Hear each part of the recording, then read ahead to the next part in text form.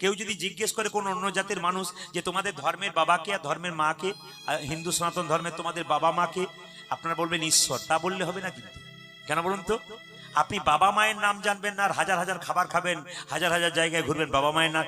আমাদের আদি হচ্ছে, মাতা হচ্ছে শতরূপা, আর আদি পিতা হচ্ছে মনু। মনু থেকে আমাদের জন্ম, শতরূপা আমাদের মা। তা সনাতন ধর্মে নেই কোনো আদি পিতামাতা, কারণ আমাদের অস্তিত্ব এক অজানা শূন্যতা। আমাদের এই প্রকৃতি বৈচিত্র্যময়। কোথা থেকে সৃষ্টি হয়েছি, কে আমাদের প্রথম মানুষ, সেটা কারোরই জানা নাই। এই পৃথিবীতে কারোরই জানা নেই। আমরা পিতৃ পরিচয়হীন সত্তা, আমাদের নেই কোনো আদি পিতা। নগ্ন সত্য পরিচয়হীন শূন্যতাকে যারা পরম্পরার সতীত্বের পোশাকে ঢাকতে চায়, তারা আসলে সত্যের পথিক নয়। পরিচয়হীন স্বাধীন সত্যকে স্বীকার করতে ভয় পায় যারা, পৌরাণিক কাহিনীকে জৈবিক ভাবে তারা। জৈবিক বাস্তবে যদি আমরা স্বীকার করি যে মনু শতরূপা আমাদের আদি পিতামাতা, তাহলে লজ্জায় কোথায় মুখ লুকাবে এই সাধুর সভ্যতা। পৌরাণিক কাহিনী অনুযায়ী ব্রহ্মার শরীরের দুই অংশ, পুরুষ হিসাবে মনু এবং নারী হিসেবে শতরূপার জন্ম হয়। শতরূপা মনুকে বিয়ে করে এবং 2 পুত্র এবং 3 কন্যা সহ মোট 5টি সন্তানের জন্ম দেয়, এবং তাদের থেকেই নাকি আমাদের এই বিশাল মানবজাতি সৃষ্টি হয়েছে। যদি এদের থেকে আমাদের জন্ম হয়, তাহলে গর্ভধারণের প্রক্রিয়া কেমন ছিল? নিজ ভাই বোনের মধ্যে সহবাস, পিতা তার কন্যার সঙ্গে সহবাস, মাতা তার পুত্রের সঙ্গে সহবাস ব্যতীত পরবর্তী প্রজন্মের জন্ম কিভাবে সম্ভব? সন্তান যেভাবেই জন্ম হোক না কেন, তা অন্যায় হবে। আর ঈশ্বর জেনে শুনে কখনোই এত বড় অন্যায় করতে পারেন না, কারণ তিনি ন্যায়কারী। একাম সদ্বিপ্রা বহুধা বদন্ত্যাগ্নিম। আমাদের অস্তিত্ব মিথ্যার আবরণহীন সত্য নগ্নতা। আমাদের অস্তিত্ব রহস্যময় অজানা শূন্যতা। আমাদের অস্তিত্ব প্রকৃতির ন্যায় বহুগামী।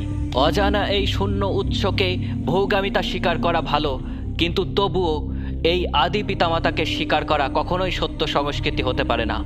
নিজেকে জারদ সন্তান, বেশ্যার সন্তান হিসেবে স্বীকার করা ভালো। আমরা আমাদের বাবা ঠাকুরদা সহ 5 পুরুষের নামই ঠিক করে বলতে পারি না, আর আমরা এই আদি পিতার পরম্পরা নিয়ে পড়ে আছি।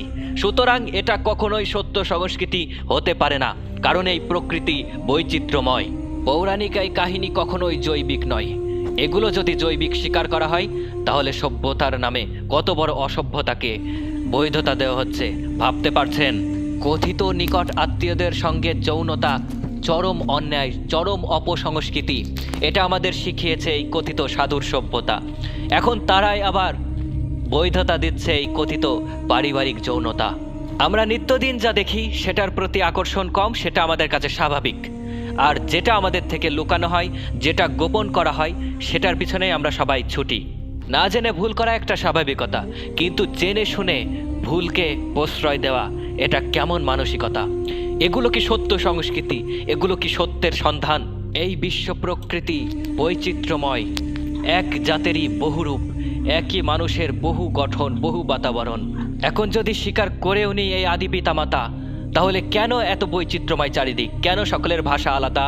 কেন সকলের সংস্কৃতি আলাদা? কেন সকলের গায়ের রং আলাদা? কেন সকলের চিন্তা চেতনা বিশ্বাস আলাদা? বৈদিক সিদ্ধান্ত অনুযায়ী ঈশ্বর একটি নয়, বহু বহু প্রজার জন্ম দিয়েছিলেন। সাত্ত্বিক, রাজসিক, তামসিক বহু প্রজার সমন্বয়ে। পৌরাণিক এই কাহিনীগুলো কখনোই জৈবিক নয়। এর পিছনে নিশ্চয়ই কোনো সাহিত্যিক কল্পনা লুকিয়ে থাকতে পারে। এই মনু শতরূপা কোনো 1000 বছরের কোনো ঐতিহাসিক সত্তা নয়। এটি আমাদের মননশীল চেতনা, প্রকৃতির জীবন্ত এবং স্বয়ং সম্পূর্ণ অবতার এই মানুষ। তার মধ্যে প্রকৃতির বৈচিত্র্যময় গুণ, কর্ম, স্বভাব, প্রবৃত্তি সব কিছু রয়েছে। তাই একটি মানুষের মধ্যে রয়েছে মনু শতরূপা।